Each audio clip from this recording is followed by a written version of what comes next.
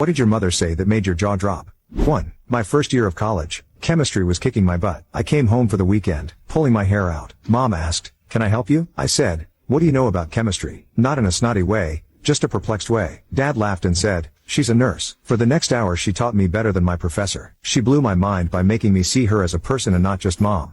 2. My high school friend decided to calculate the date of her conception. Exactly 9 months before her birthday was Easter Sunday. After school, she went home and confronted her mom. "Mom, did you and Dad conceive me on Easter?" Her mom turned her head casually to her daughter and said, "Wouldn't doubt it." Her daughter was slightly horrified. "So, on the holy day we celebrate Jesus coming back, you and Dad decided to get it on? That's nasty, Mom." Her mom gave a smirk and said, "Yeah, he rose again," and laughed as she walked off. 3. Your dad and I remade our wills. If I die first, I've left everything in the house to you. Okay, I'm confused. I required clarification. So I asked her, "Just what do you mean by everything in the house?" So she recited the list. All the furniture, all the artwork, all her crystal, china, silverware, all her collectibles, books, porcelain, the lamps, her jewelry, clothing, Christmas decorations, fine linens. Yeah, it was basically everything in the house. I was dumbfounded and also more than a little queasy. Mom, I would never come in and strip the house. I would never do that to Dad. Why would you write your will that way? So she explained. She told me she had seen several cases where the wife died first and left everything to her husband. Then the husband remarried but never updated his will. The husband died. The second wife got everything and would not permit the children to have any of their late mother's possessions. Then she looked me straight in the eye and stated,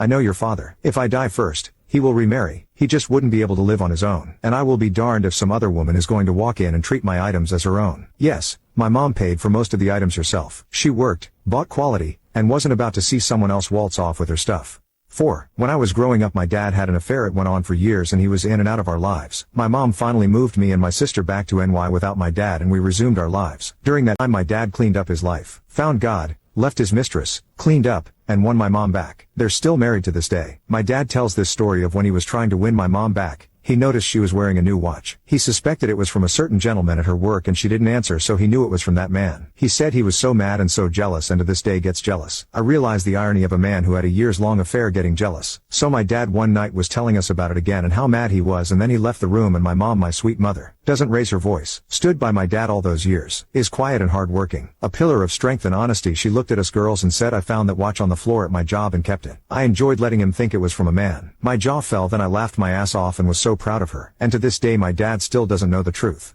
5. My mother lived in a time when women kept their place. She took care of the house and the family and rarely even expressed an opinion. As a result, I'm sorry to say that we all took her for granted. One day when my sister and I were in our teens, the three of us were listening to a Collins song request show on the radio, and my sister started to change the station. My mother said, "Don't change the station." My sister and I stared at each other. It was so out of character for my mother to speak up like that. We were shocked, but we also were used to following orders without question. So my sister left the station where it was. There followed an awkward few moments. We were so accustomed to my mother not having an opinion, we hardly knew what to do. Then suddenly our names were called out over the radio announcing a song to be played for us. My mother had called in and requested a song. That's why she didn't want us to change the station. I began to see what my mother's life must have been like. What must it have been like to never speak up, never voice an opinion, to have people shocked when you made a simple request. I looked at my mother with new eyes that day, and I gained a new respect for her and all that she did.